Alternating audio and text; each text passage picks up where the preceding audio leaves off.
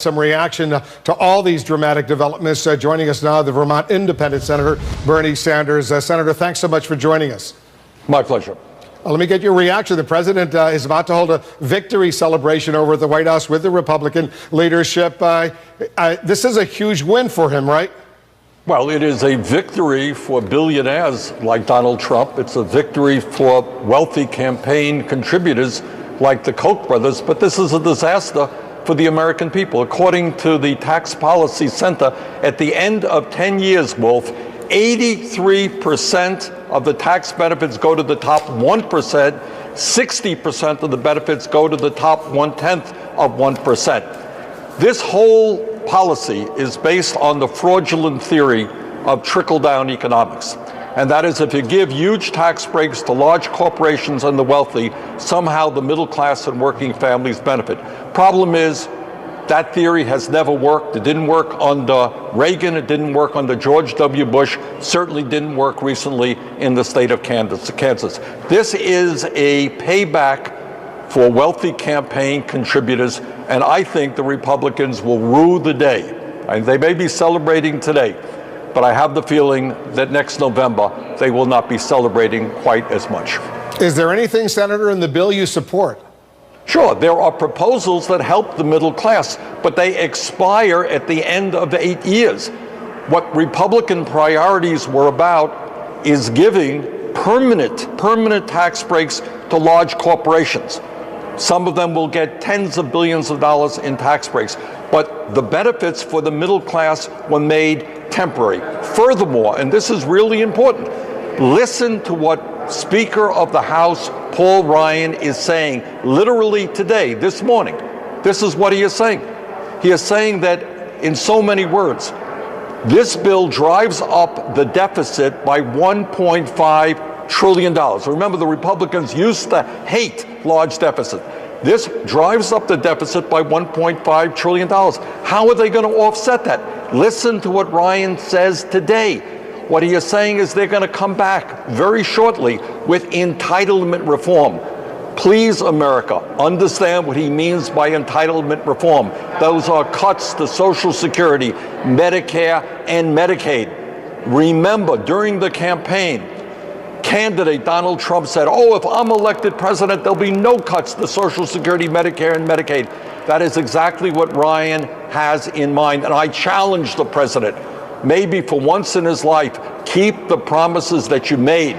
Tell Ryan and Mitch McConnell that you will veto any legislation that cuts Social Security, Medicare, and Medicaid. It is obscene to give tax breaks to billionaires and then cut these programs that are life and death for the middle class of this country. And the president, as a candidate, did repeatedly say no cuts to these entitlement programs, Social Security, Medicare, and Medicaid. He often said that. We know that the speaker has a very different perspective on those entitlement programs. A lot of conservative Republicans do as well. The speaker was also on TV this morning, and he also said this. Listen to Paul Ryan, Senator.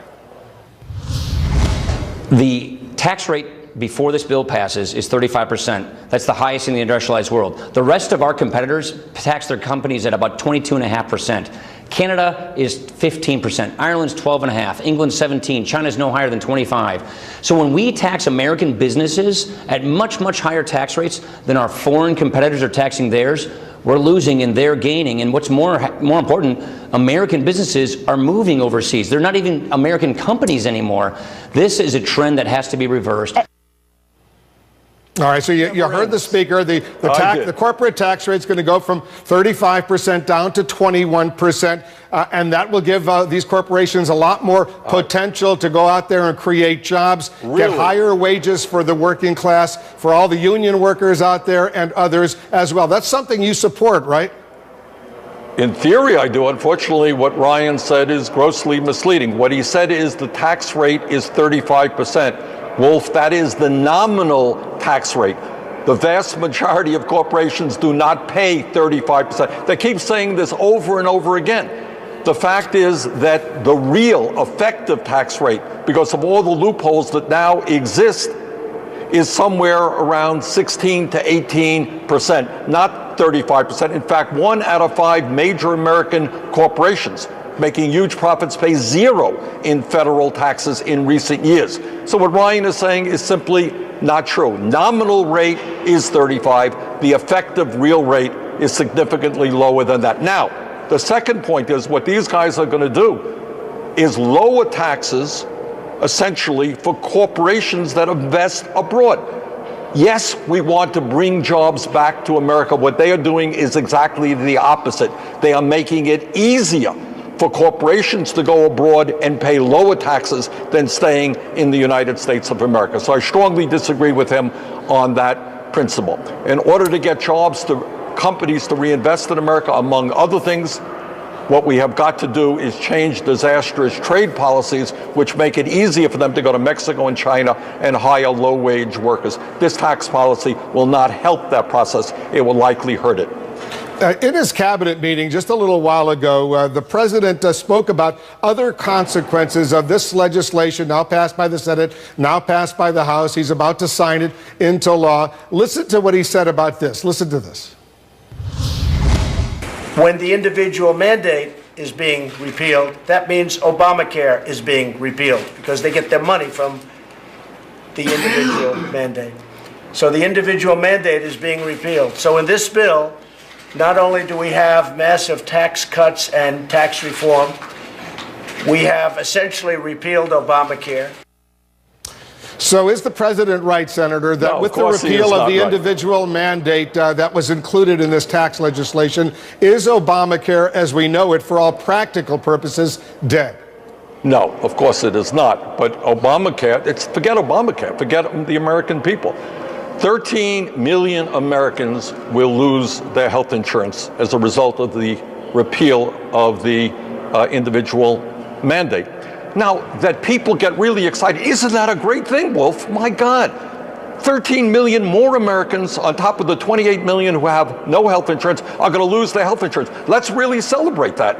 I mean, what kind of insanity is that? We are the only major country on earth not to guarantee health care to all people. We pay twice as much per capita for health care as any other nation, and Trump is celebrating the fact that 13 more million Americans will not have any health insurance. And by the way, another disastrous aspect of this bill is that when younger people and healthier people are no longer in the universal pool, what all of the experts say is that health care premiums are going to go up significantly.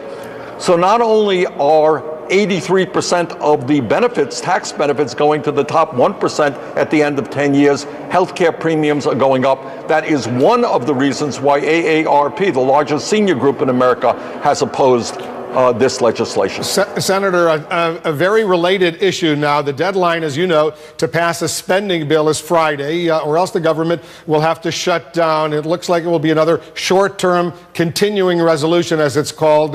December 7th, that was the last CR, continuing resolution, that avoided a government shutdown. You were one of 14 votes against that one. Will you vote against this continuing resolution as well?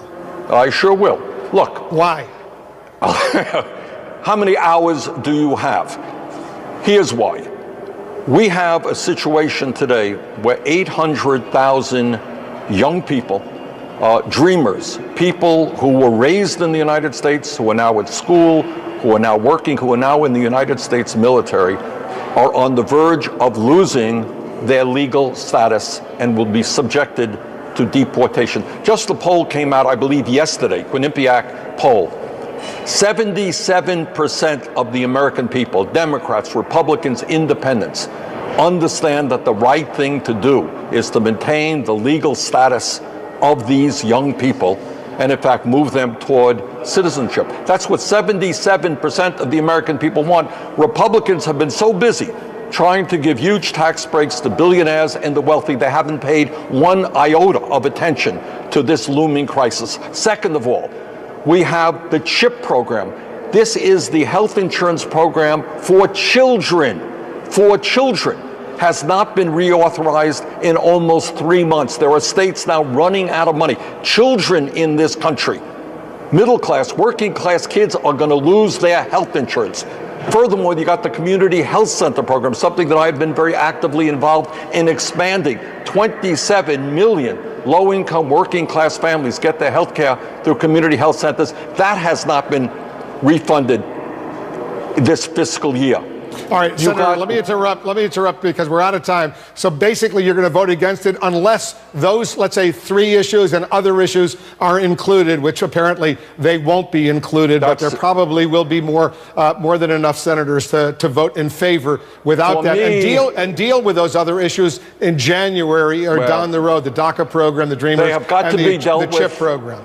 Look, maybe, I know this is a radical idea, but maybe the Republican leadership might want to worry about the needs of the working class and middle class of this country, not just their billionaire campaign contributors. So I will vote no unless those issues are dealt with.